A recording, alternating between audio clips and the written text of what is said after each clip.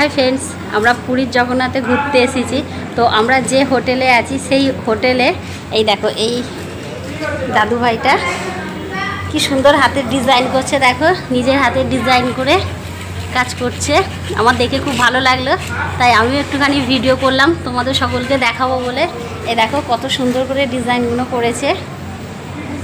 তোমাদের সকলের কেমন লাগছে সবাই একটুখানি বলবে। দাদু, তোমার বাড়ি কোথায়? তোমার বাড়ি কোথায়? এখানেই, পুরীতেই? আচ্ছা, পাথরেরও করো তাই তো? এ দেখো, সবটাই নিজের হাতে তৈরি করেছে। এ দেখো, আচ্ছা,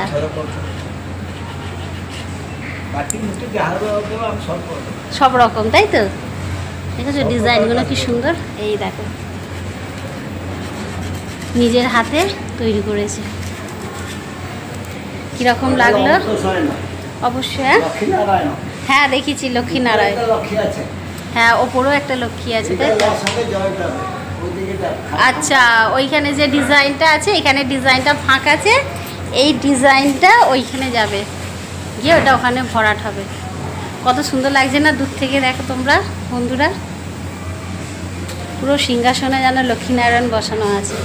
কত সুন্দর লাগছে। তোমাদের কীরকম লাগলো অবশ্যই কিন্তু সবাই একটু কমেন্ট করে বলবে। দেখো, এইখানেও কিন্তু দাদু ভাইটা নিজের হাতে এইগুলো সব তৈরি করেছে। এখানে পাথর কেটে করে, মাটি কেটে করে। আর এখানে দুর্গা ঠাকুরটাকে দেখো কত সুন্দর লাগছে না ডিজাইনটা?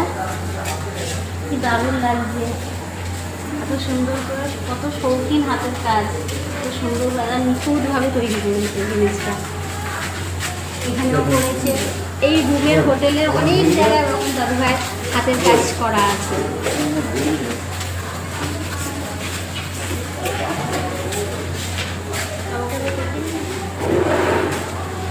কি সুন্দর লাগে না দুর্গা ঠাকুরটাকে? ছোট্ট দুর্গা ঠাকুরটা দেখো, তার ঠিকঠাক করে সুন্দর লাগছে। মনে হচ্ছে নিয়ে চলে যাই।